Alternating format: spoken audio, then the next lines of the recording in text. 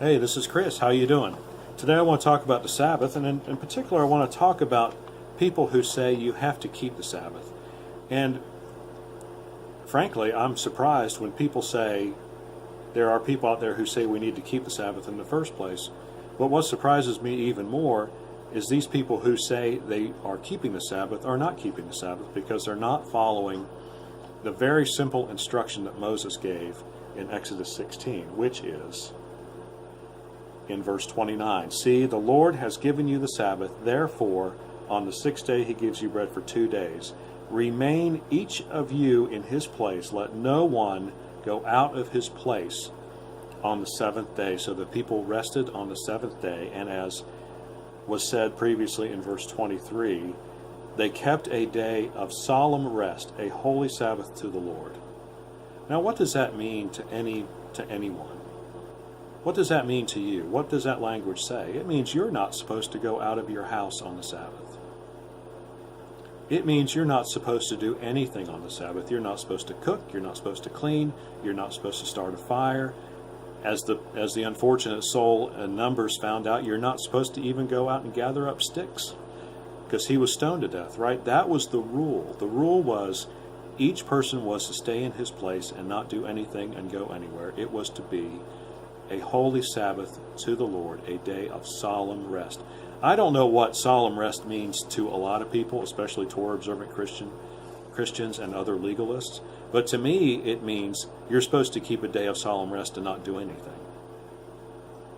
That always amazes me when people say that they're Torah observant or they're following the law, but they don't understand these very fundamental things about what Scripture says. And make no mistake, this command was never modified or changed in any way in the entire Old Testament. I would love to hear a clear scriptural citation that proves otherwise, but it simply wasn't.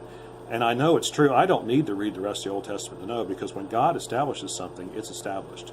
And it doesn't need to be modified or changed, because that's just the way God works. God doesn't change his mind. This command was for the nation of Israel, and it was for it to be obeyed. Some Torah observant Christians and others will say that, well, hold on a second.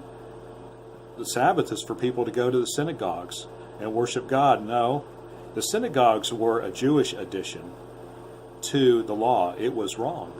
It was unlawful for them to say that. It was unlawful for them to travel on the Sabbath. It was unlawful for them to gather. It was unlawful for them to demand that the people leave their homes. It was wrong. That's as simple as that.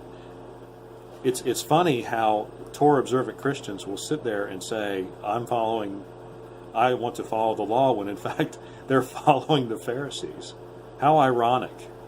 How totally ironic. But given with what they do with other scriptures, it really is not surprising. So that's about as far as I need to go today, I think.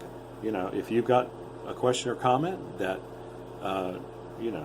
is on point and you want to talk about this Sabbath issue, I would love to have a discussion with you.